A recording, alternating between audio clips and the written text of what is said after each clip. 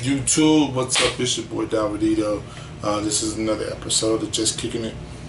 So, in today's episode, as you've seen from one of the previous video, I made these Off-White Air Jordan 1s customs, but this video is going to be a tutorial on how I did the swoosh. Actually, not the cutting of the swoosh, but actually how I hand stitch the swoosh into the shoe itself. So let's get to it.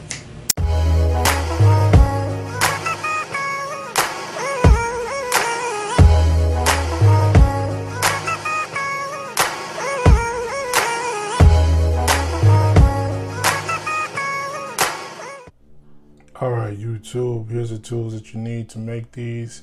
Here's a swoosh that I made, some tape.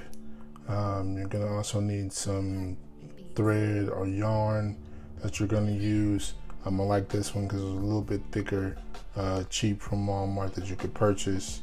Didn't really cost a lot of money. I got some push pins here with some flat tops on them, so I felt like that would be easier for me to make my marks and stuff for my dots. There's my smaller accent piece that those Off-Whites normally have. I'm going to do this one in blue so it matches the sole and also the lining. And then my sewing needle, it's a bigger sewing needle.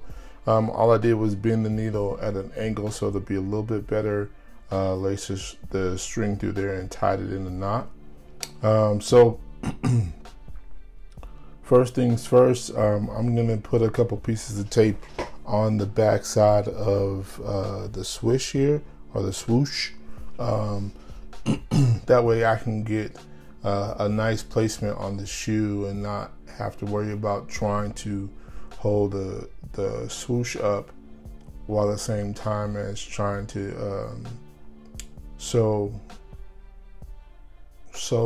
the yarn and stuff through the shoe and the swoosh, and also gives me, I feel like, a decent placement. So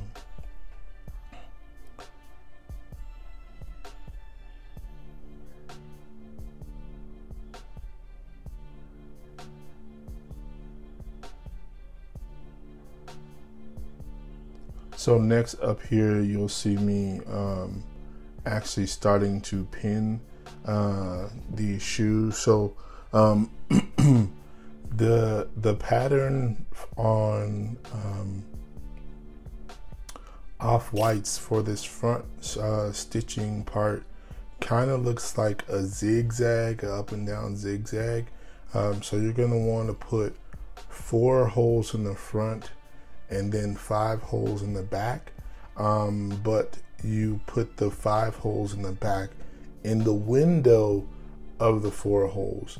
If anybody's ever taken a group picture before and been told to stand in the window between 2 people, that's what I'm trying to describe there. So then you'll get this little zigzag pattern. So what I'm using these pins for is my placement. Here's a nice close look of all of them laid in there. It's a little difficult to see, but they are in a little zigzag form. But like I said, this is just so I know where to put the yarn through at. There are 9 pins there. There's them from the inside. So the way that I do mine, I actually start from that top inner hole.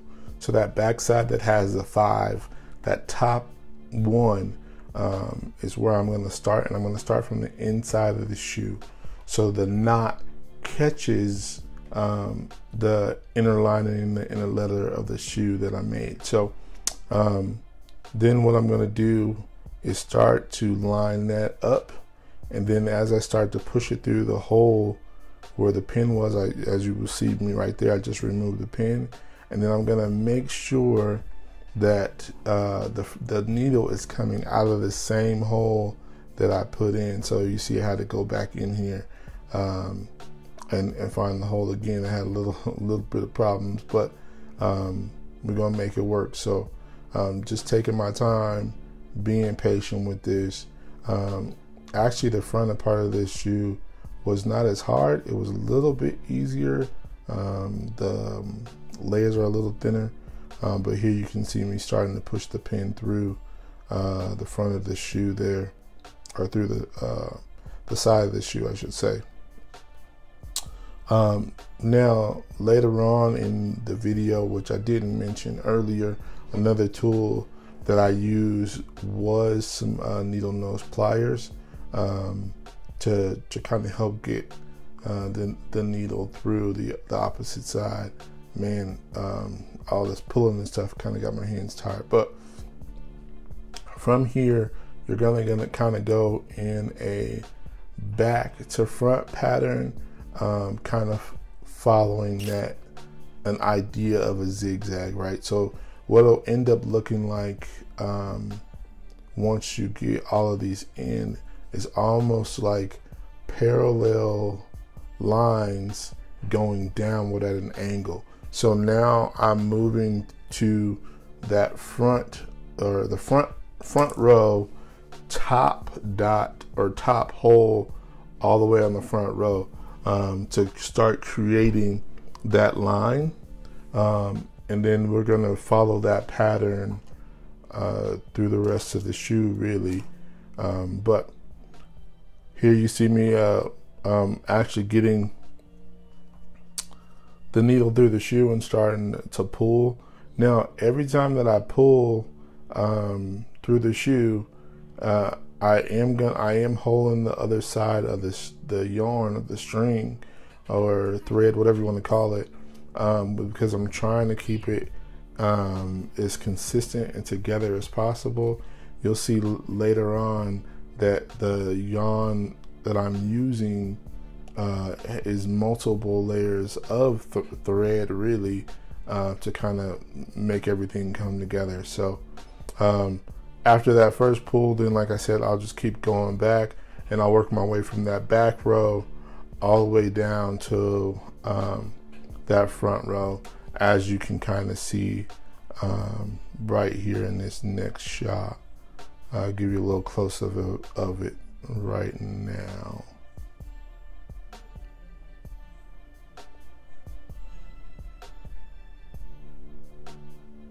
Okay, so now from this point, I'm going to start working my way back up. Okay, kind of following the same idea, right? So we're going to go from that last bottom one on the 5 sides of the back row back up to the front 4, right? And I'm going to work this the opposite way of what I did to come down. So now that I've gone through that front one, the same hole, the bottom 4, I'm going to go to the second one of the 5, and then to the second one of the 4, and then so on and so forth, 3 to 3, 4 to 4, if that makes sense. And then at the end of it, what I'm going to end up doing is actually threading inside the shoe back through the original knot, okay, and then kind of tying that off and clipping it. So here's a little idea, not quite done yet, but we're there. This next clip, you'll actually see me starting to tie them up and get everything clipped and everything. So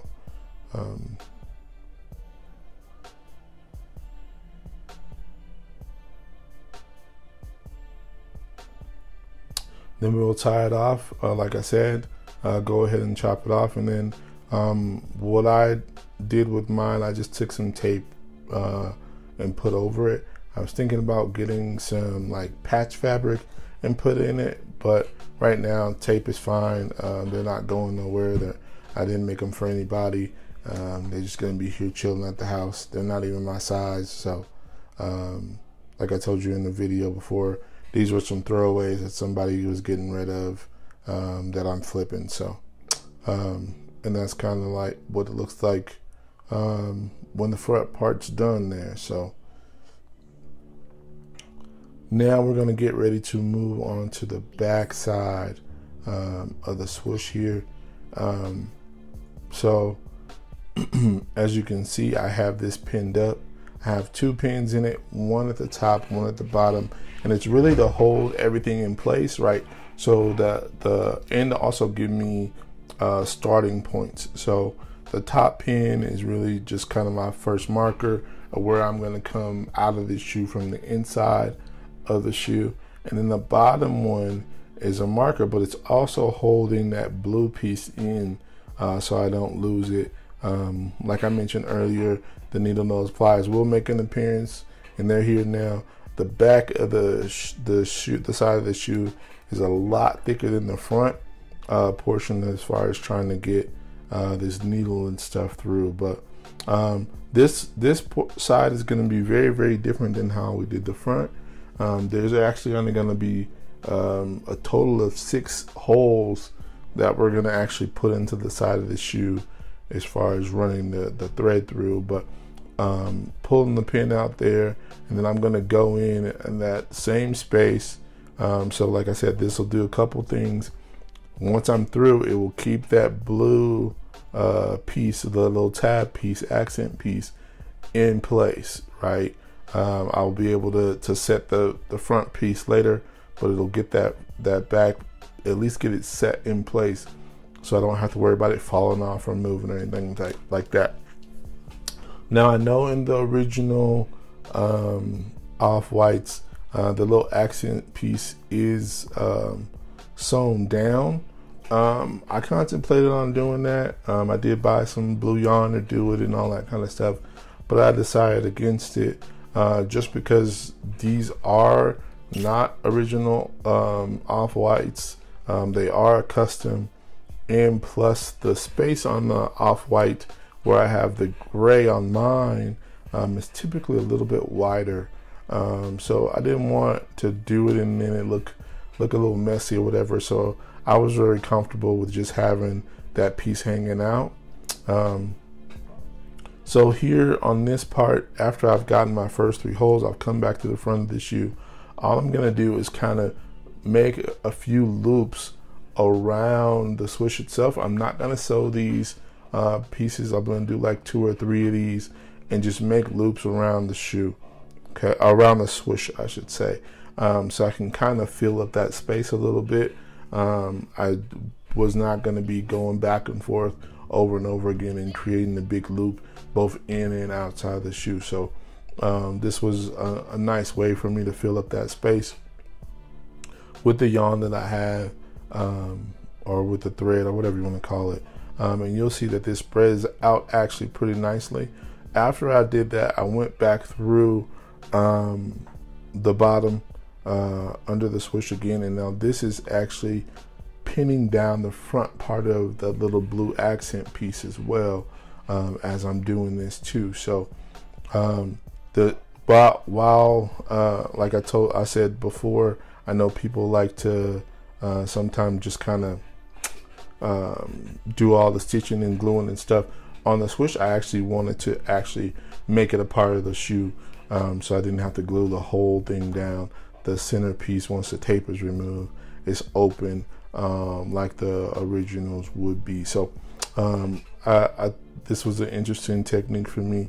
As you saw, I just put another pin in the top so I can find where it needs to go through again to come back through for the next portion of this. And this is going to be the last 2 holes, so I'm going to pull it back through the front, then take it back down one more time and pin it back inside the shoe, and then we're going to knot it off again, tie it in the knot, try to get the knot as close as down to where the pin actually came through the shoe as possible. Tie that thing off, man, and then I'm gonna take another piece of tape to it, and that's gonna be it, guys, on this. So like I said before, I was very, very excited about these shoes. You can see how the thread spread it out very nicely right there. Gives you a nice little full effect. That's what the whole thing looks like from top to bottom after we're done. Subscribe, guys.